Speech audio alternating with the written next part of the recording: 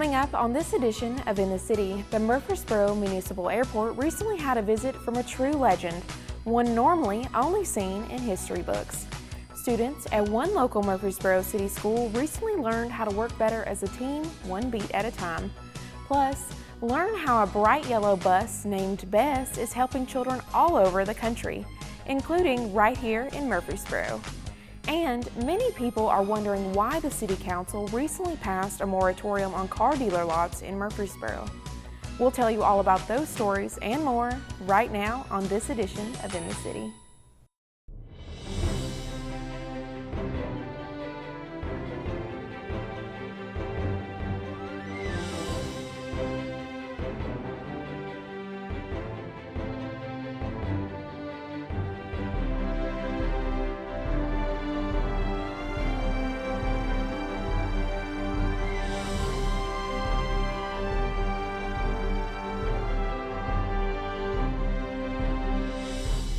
Welcome to another edition of In the City, your source for what's happening right here in the city of Murfreesboro. I'm Cecilia Harrell.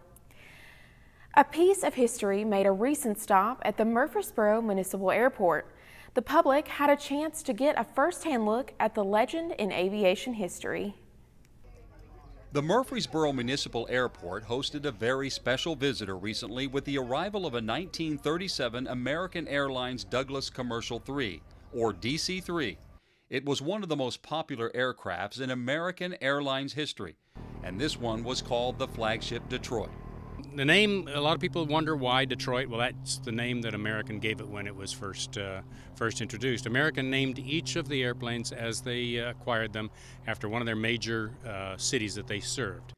In the 1930s, the airline passenger service entered a new era. The construction of this new design would overcome obstacles such as distance, geography, and geopolitical barriers of other airplanes. This specific plane is the oldest flying DC-3 in the world, and Dave Gorell talks about how his foundation acquired it.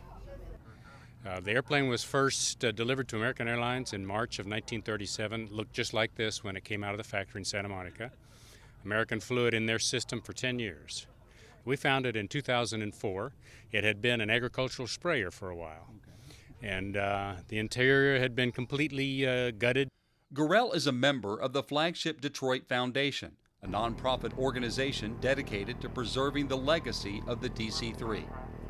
And we got together, raised enough money to buy the airplane from the owner at the time. We were able to put together the interior, make it look just like she did back in 1937.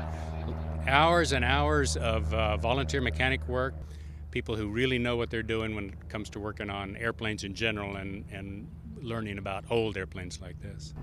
So she's probably in as good a shape or better than when it first rolled out of the factory.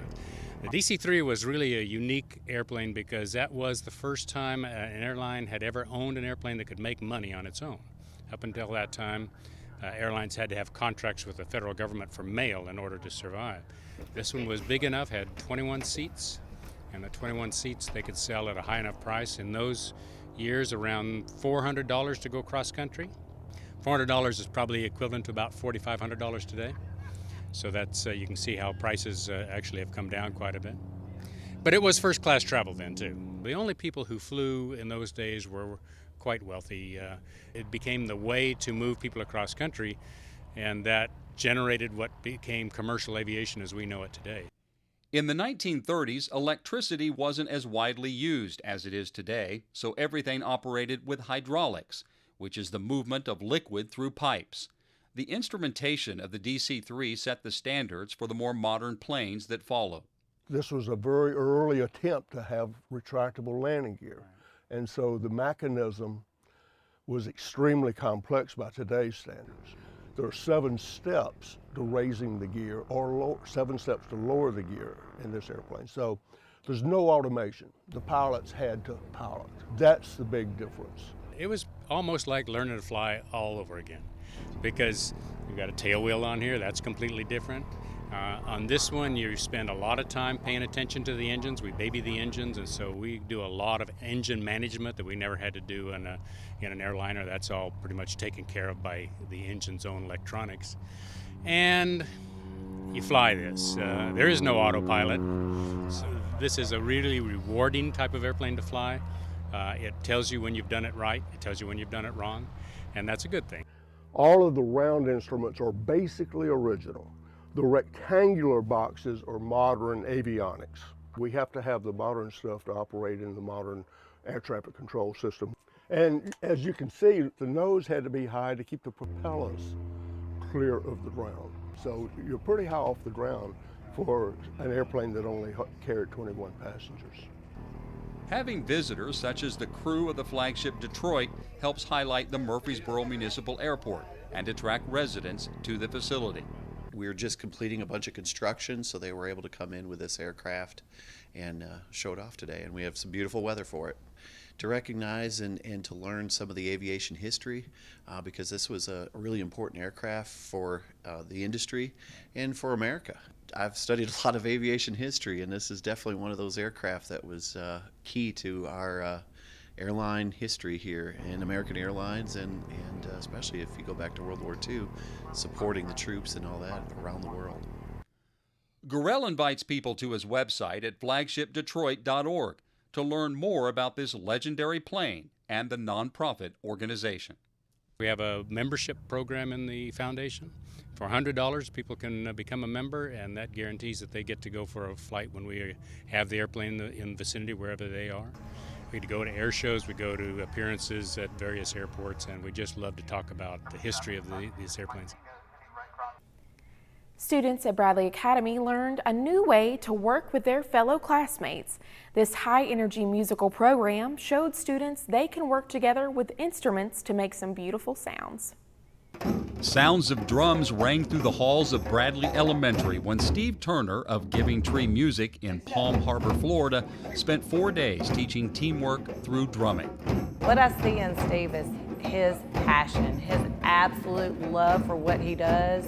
He just sees something in those kids, and he knows that using the drums as a vehicle or as a tool to bring them together, they have to be able to work together. Within 45 minutes, he's got them all playing a song.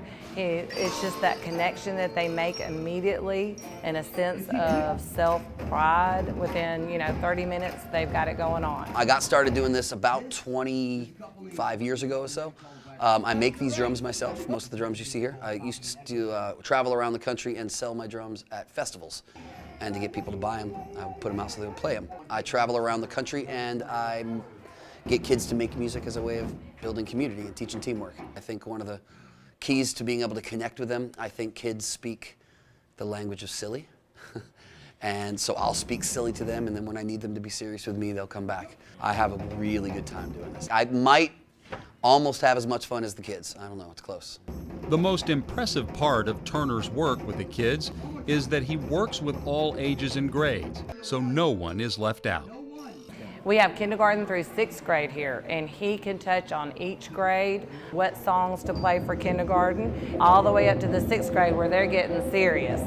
It's kind of like a flow chart, if you will. I'll try something, and if that works, I'll try this. If that works, okay, might try the next step. If that doesn't work, I'll back up and then take a side step, and now I know about where my level is. And so there's always like an understanding part in the beginning of the session, so I can figure out what my group is, where I kind of take their pulse, if you will. I'm going to teach you the answer, but I'm going to ask you a question on the drum. The question is, are you listening? Are you ready? We're about to do something with these drums. Something's about to change in the music. I want you to pay attention. Are you listening? If I play the question, don't copy the question. Play the answer.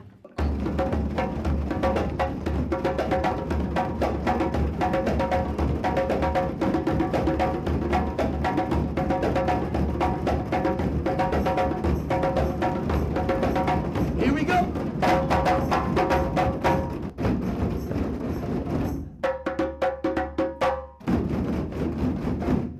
He also brings a plethora of other instruments that students are fascinated with. Everybody's going to get something to play. You're going to take your thumb and put it over that hole. When I hit it on the end. Listen careful. Go silent.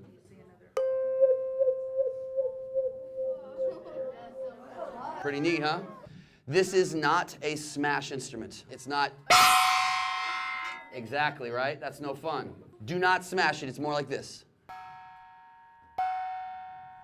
1, 2, 3, go. That's what we're looking for.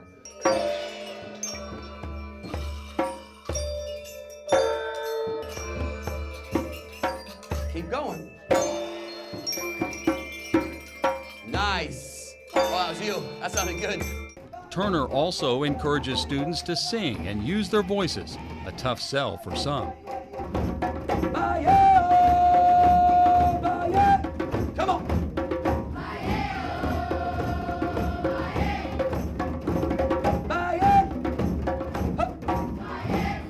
The kids absolutely love him there. It's very engaging, it's fast-paced, it's quick. He's got them sitting down and playing on that drum immediately. He also works with the kids to make drums as well, working on drums and actually going through the process of sanding them and painting them and putting the goat skin on and the whole thing. I think music and rhythm, especially drumming, connects with all kids, all people, because you get to hit something that doesn't hit back. Any of those feelings that you might have of angst, they come out on the drum. If you feel happy, you can drum. If you feel sad, you can drum. If you feel nothing, you can drum and you feel something. And to me, I think kids connect with that idea, especially the idea of they're allowed to be loud. They're allowed to hit stuff and get crazy and be silly and yell, and then they're encouraged for it. And then all of a sudden, we're making music before they even realize that they've done it. In one segment of the program, Turner slows everything down and inspires students to close their eyes and feel the beat. Say, come on, keep it there. Not too fast, keep it slow. I always say, heartbeat, not heart attack. Keep it slow. The favorite of the class was high-energy drumming with a big crescendo ending. The drums are the vehicle to take me somewhere. I don't mean this in any kind of bad way, but I don't really care if they ever drum again. That's not why I'm here. I'm not here to teach them drums. I'm here to teach them how to work with each other and to bring joy to that work. And when you bring joy to that work and when you work together, great things happen, whether it's through music, whether it's on the sports field, whether it's through, when they get a job later in life. However they decide to apply themselves in life, it takes other people to make it happen. Bess the Book Bus rolls all around the country, giving children free books. The children at Bradley Academy welcomed Bess as she stopped by for a visit. Some people may see just a bright yellow bus, but inside are shelves full of hopes and dreams for brighter futures. This is Bess the Book Bus, a mobile literacy outreach founded in Tampa, Florida in 2002. Bess and her founder, Jennifer Francis, travel to low-income schools across the nation, giving children a book of their own. We're trying to build home libraries, which is very important, and also just excitement for reading, to show kids reading is about having fun. You'll hear me tell the kids, make sure you pick something that looks like it's going to be fun, because reading should never be a chore. It should be something that, oh man, a new book, like I get to open this and go somewhere else. So I want to show kids that reading is fun, learning is fun, and just that there's so many opportunities out in this world and that they're open to them too. Bess and Jennifer recently visited Bradley Academy right here in the city of Murfreesboro. Each child that visited the bus picked out a free book of their choice that they can cherish forever. The shelves contain all kinds of books for all kinds of ages and reading levels. Bess the Book Bus serves over 30,000 children and gives away over 50,000 books in over 20 states each year. Jennifer not only drives the bus, but she also helps change lives. I go into schools and it's just such an easy thing to do, and when a kid tells me that that's the first book they've ever gotten, it's a little bit heartbreaking because that just should never be the case. I mean, kids are so excited about it, and I love the kids are so excited, but it shouldn't be their first book. I mean, these are older children a lot of times that I'm seeing, and that just, we can do better, I think, and so I'm glad to be able to be out here, The bus holds a special meaning to Jennifer, named after her grandma Bess. Many features make this bus special. The name, the bright yellow color, the various logos from sponsors, and also the famous pigeon from Mo Willems' book, Don't Let the Pigeon Drive the Bus. Many, many years ago, back in 2009, when I first did my first nationwide trip, I wrote to him to ask if the pigeon could drive the book bus, because he's one of my favorite read alouds. And I thought certainly he's going to say no way, no how. But he said absolutely, which picture do you want? So he sent us the graphics for it, and the pigeon's been driving the bus since 2009. The kids love it. Jennifer hopes to change the lives of even more children next year. If you want to learn more about Best the Book Bus or donate, you can find them on Facebook or visit www.bestthebookbus.org. Reporting for City TV, I'm Cecilia Harrell. Murfreesboro City Council passed a moratorium on new and used car dealer lots during the City Council meeting on April 13th. Many people are wondering why a moratorium is needed. If you're driving through the city of Murfreesboro, you might notice the large amount of car lots along our roadways. But the number of car lots is not expected to grow anytime soon. Murfreesboro City Council recently passed a moratorium on new and used car lots in the city of Murfreesboro. Would like the city to consider a moratorium effective immediately on the processing of submittal for a motor vehicle sales use, whether a new use, a chance use, or an expansion or extension of existing use. Is that a motion? I can't make one, but I'll make a motion. So moved. Second. A moratorium is defined as a temporary prohibition on an activity. The main reason for this moratorium is safety. The biggest safety concern with these car lots is tractor trailers don't have enough room to unload their loads here at the car lot, which leaves them unloading cars in these busy streets. I'm in favor of it simply because of an experience I had the other day on Memorial Boulevard where there was a guy trying to unload a truck at 4:30 in the afternoon and was in what was already a congested roadway, and he was trying to park his truck in the middle of the roadway, which he did, and unloaded the car. While we were out getting footage, we noticed 2 trucks unloading cars on the side of the roadway. We just want to make sure that no matter what size lot you are, if you're one of the larger lots who sells new and used cars, or whether you're a smaller lot who simply is in a tote the note type situation, it doesn't really matter how big your lot is, as long as you have the ability on your lot to get your vehicles loaded and unloaded on your lot. That's the issue. The goal is to help Murfreesboro grow and develop in the safest way possible. We understand that there's traffic problems in Murfreesboro, and we're just trying to prevent the problem from being worse. Reporting from Broad Street for City TV, I'm Cecilia Harrell. The City of Murfreesboro has been a Community Development Block Grant Entitlement City since 1984. But this year, delegating an action plan is more difficult. The department is not exactly sure what amount they will receive. The Community Development Block Grant Fund is one of the longest running programs of the U.S. Department of Housing and Urban Development that some call HUD. It funds local community development activities such as affordable housing and anti-poverty programs. Murfreesboro has been receiving funds since 1984. The Community Development Block Grant Program began in the 70s. It was a Nixon-Ford administration initiative.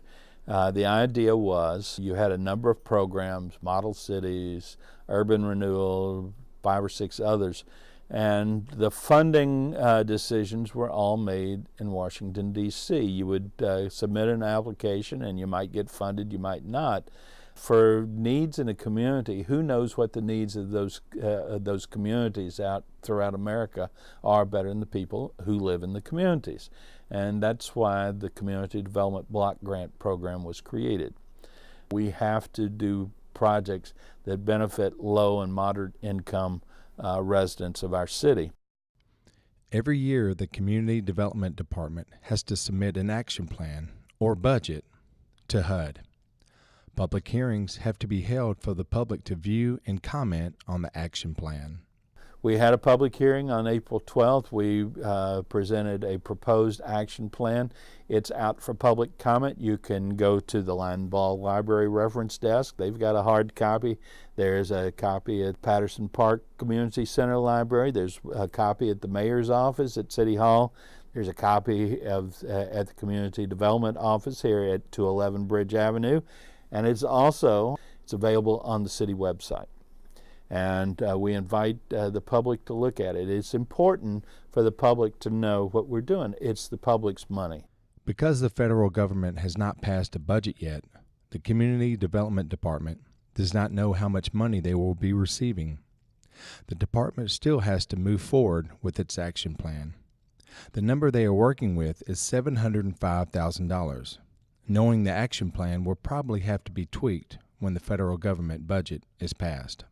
We have to file an action plan. We can't get a new contract with HUD until we file an action plan and that's approved. So the action plan has to talk about housing, it has to talk about homelessness, we have to talk about community development needs, non-homeless special needs, we have to talk about fair housing, and we did all of those things. We also have to talk about citizen participation, we have to talk about monitoring, we have to talk about how we manage the process, we have to talk about partnerships, and we do a lot with partnerships. That's an important part of what we do. And we have to talk about lead-based paint. The city has recommended to HUD to partially fund 13 local agencies in the new action plan. They are Primary Care and Hope Clinic, Interfaith Dental Clinic, Domestic Violence Program, the Family Center, Kamari House, the Journey Home, St. Clair Street Senior Center's Adult Daycare Program, Mindful Care, 2 programs with the Mid-Cumberland Human Resource Agency, Doors of Hope, Lutheran Services of Tennessee, and the Boys and Girls Club. Recently, the administration released its proposed budget for FY18. And one of the recommendations in the president's budget is to eliminate community development block grants. So if you think this is valuable, call your senators, call your representative, and plead our case. Cultural Arts Murfreesboro has an exciting new addition, the very first laureate program for the city. Cultural Arts Murfreesboro is excited to announce the launch of Murfreesboro's first Artist Laureate program, a distinguished honor for local artists that will give chosen recipients the opportunity to educate and engage the community in their field of expertise. The Cultural Arts Laureate program is going to appoint 3 laureates every term, which will be a year, and our terms are going to run from July to June.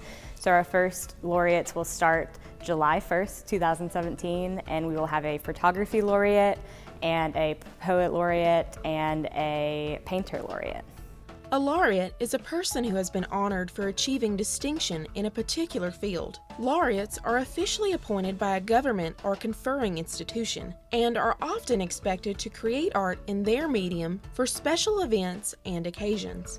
We were inspired to create the Cultural Arts Laureate program by looking at a couple other cities that had similar programs and then picking the things that we liked out of those. I think that the laureates that are appointed are going to serve as inspiration for some of our young or emerging artists, that there's a place to go within their own city to aspire to. They'll be completing artwork for the city in a number of different ways, but they'll also be doing community engagement within their field. So the photography laureate, for example, will be doing photography-based workshops or lessons for underserved audiences in our city. And the laureate that we select will get to choose how they want to carry out their community engagement, which audiences they want to target, and like what kind of workshop or activity they want to do with them. But they have a certain number of those that they'll do during their term. I think this is just a step in the right direction to put us in a position where we can provide enough opportunities for our artists here so that they can thrive here. So that part of it's really exciting to me. If you want to learn more about Cultural Arts Murfreesboro, you can visit facebook.com/culturalartsmurfreesboro. Or you can visit our website anytime at murfreesborotn.gov. Reporting for City TV, I'm Cecilia Harrell. The Bridge Over Broad Street project is making great visual progress. We have a brand new update from TDOT to keep you informed about the ongoing construction. Construction progress has been made because of a relatively mild winter. The bridge abutment on the west side has been completed, as well as 3 out of the 4 footings and columns for the interior bents. Most of the fill material has been placed for the west and northeast ramps. In the near future, focus will be put on curbs, sidewalks, and asphalt placement on the northeast ramp. After that work is completed, westbound traffic on Memorial will be shifted to this ramp, and work will start on the eastern bridge.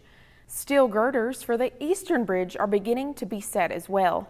A couple of key project items: portions of Broadmoor Boulevard will be closed until further notice. Traffic on Broad Street will remain reduced from 7 to 5 lanes, from West Main Street to Ridgely Road. As always, motorists are urged to use caution, reduce speed, and be alert to the changing road conditions. In other news, Michelle Emerson has joined the City of Murfreesboro Engineering Division as a project engineer. Emerson has 26 years of engineering experience, including 13 years with St. John Engineering out of Manchester, Tennessee. Her primary responsibilities will include managing capital improvement projects for roadways and drainage, engineering support for the city departments, and review of subdivision and site plans. Another addition to the City of Murfreesboro family is Russell Brashear. He was named as the Assistant Transportation Director. His major responsibility will include operation of the city's Rover public transit system with 23,000 riders per month. Brashear has over 25 years of transportation management experience in Orlando, Florida, Columbus, Ohio, and Nashville, Tennessee. He most recently served as General Manager for National Express Transit Corporation in Westmoreland County, Pennsylvania. The Linebaugh Public Library System has partnered with the Transportation Department to provide library patrons with a new way to return library materials. Linebaugh has now placed small return bins on each Rover bus. Rutherford County is hosting a household hazardous waste collection event. The event will be May 13th, 8 a.m. to 12 p.m. at the Murfreesboro City Solid Waste Department, located on 4765 Florence Road. You can call 615-898-7739 for more information on acceptable and unacceptable items. Well, that's it for this edition of In the City. As always, for more information about the City of Murfreesboro, you can always visit our website at murfreesborotn.gov. And if you want to see one of the stories that you've seen today or catch up on some of the latest city news, you can always visit the City of Murfreesboro's YouTube channel. And don't forget, city offices will be closed on Monday, May 29th for Memorial Day. I'm Cecilia Harrell, and until next time, we look forward to seeing you in the city.